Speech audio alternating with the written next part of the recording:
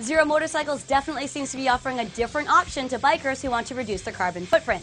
We'll definitely be keeping our eyes on them. Now we know that every option that we see on the marketplace began as a prototype.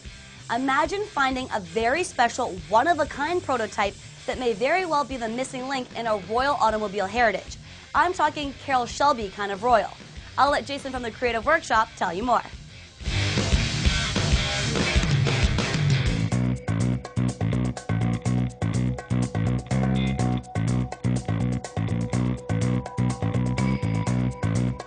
What I'm standing in front of is an AC prototype car, codenamed MA200 back in 1963. AC was a manufacturer that was one of the very founding fathers of automobiles. Most people know ACs from the Cobra, which Carroll Shelby took an AC Ace and turned it into a Cobra with an American Ford V8, which is a very important part of the story. AC, back in 1963, was at a cross point.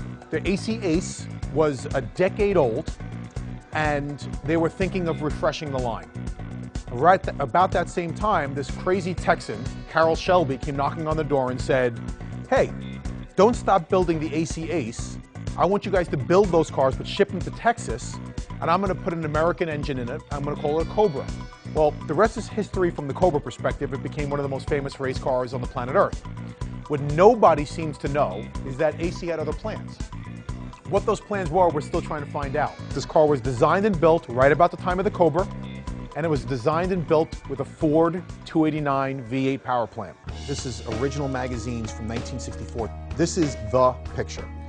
From Road and Track, 1964, they found this picture, what they're suspecting as an AC Cobra, a replacement for the AC Cobra. The fact that it had the V8, one of the very first high-performance 289 Ford engines in it, which was destined for the Cobra, turned this from an ordinary car into the potential Cobra replacement. That line right there forever sealed the fate of this car as that crossroads car that could have been the replacement for the Ace or the Cobra.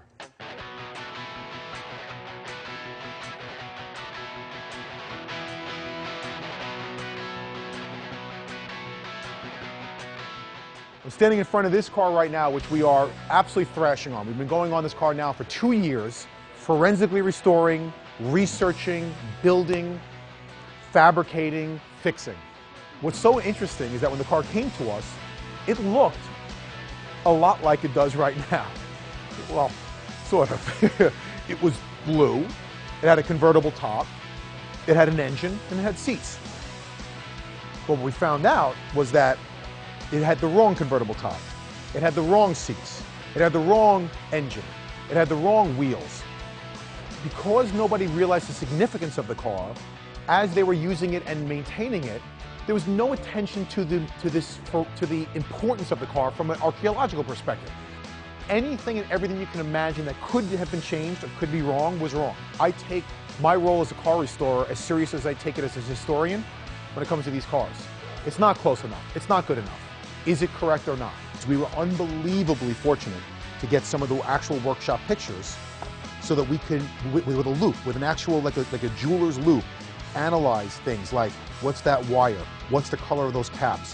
Why are those this? What's the air cleaner? We're going to be gone a lot sooner than this car is going to be gone.